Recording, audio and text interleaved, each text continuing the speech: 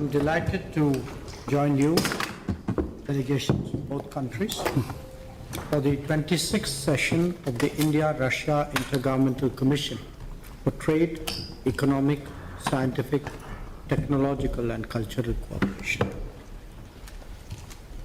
We are meeting here after about 10 months since the last session in November 2024 in New Delhi.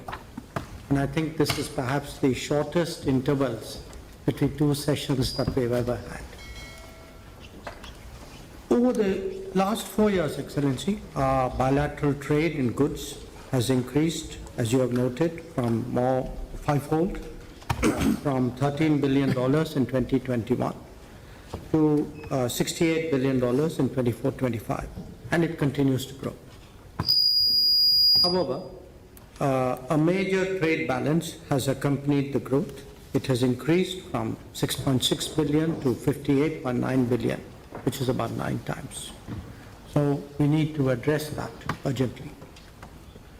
Today, as we meet, allow me to lay out some of the salient features of the agenda before us, addressing tariff and non-tariff trade barriers, removing bottlenecks in logistics, promoting connectivity through the international North-South transport corridor, the Northern Sea Route, and the Chennai-Vladivostok corridor, effecting payment mechanisms smoothly, timely finalization and execution of the program of economic cooperation till 2030, the early conclusion of the Eurasian Economic Union FTA, whose terms of reference were finalized today, and regular interaction between the businesses of the two countries. These are among the key elements. They will not only help to address the imbalance and grow our trade, but also hasten the timely achievement of our revised trade target of $100 billion by 2030. Colleagues, we are all acutely aware that we are meeting in the backdrop of a complex geopolitical situation. Our leaders remain closely, regularly engaged.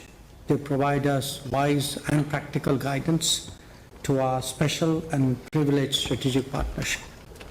We have had 2 in-person meetings last year and are personally committed to further advancing our strategic partnership.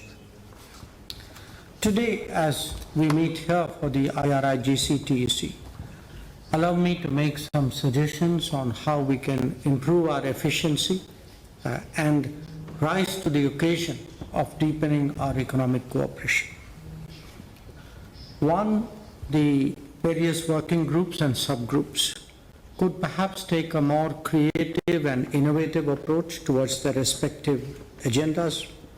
The challenges posed by the larger landscape that I mentioned require us to do so. And this should be done in a manner in which it works for both sides. So when we speak today, as you did, Excellency, of the smoothness of settlements, of better logistics, of diversifying our trade basket, of creating more joint ventures, of moving on skilling and mobility, these are some of the areas, some examples of what we need to focus on more effectively. Second, we should continuously diversify and expand our agenda through mutual consultation. It should help to tap into the full potential of our trade and investment ties. We should not get stuck on the beaten track. Doing more and doing differently should be our mantras. Third, I would urge that we set ourselves some quantifiable targets and specific timelines so that we challenge ourselves to achieve more, perhaps even surpass what we set out to do. Each working group and each subgroup could apply itself to setting of targets and see what we could achieve by the next session of the IRIGC TEC. For example, if you are looking at trade barriers, could we pick a certain number and make a commitment? If we have agreed to a certain proposal, can we set a firm timeline for that? So I believe that each working group and subgroup should include at least one possible target and pursue it with full tenacity. 4, I would suggest for your consideration that we should have at least 2 intersessional meetings between the IRIGC sessions. We could also do a virtual midterm review with all the co-chairs like we did in 23. It will certainly help us to take corrective measures and come up with adjustments which are required. To make that happen, I think it would also be useful if we each one designate a clearinghouse for the IRIGC TEC on both sides, who will remain in touch. Finally, we will be, after this meeting, going on to a business session, and I would suggest for your consideration that we could have a coordination mechanism between the business forum and the different working groups of the IRIGC, so that there is a two-way flow between people in the business world and people in the policy world. We would like the IRIGC to become even more result-oriented, relevant, and readily available to the business communities of the two sides.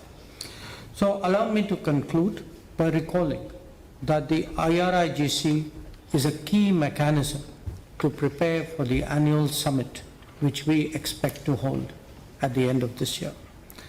And indeed, it's our working, it's what we deliver that really drives the relationship between India and Russia. So I thank you once again for your warm welcome, for your hospitality, for the excellent arrangements for today's meeting. I look forward to our fruitful discussions. Thank you.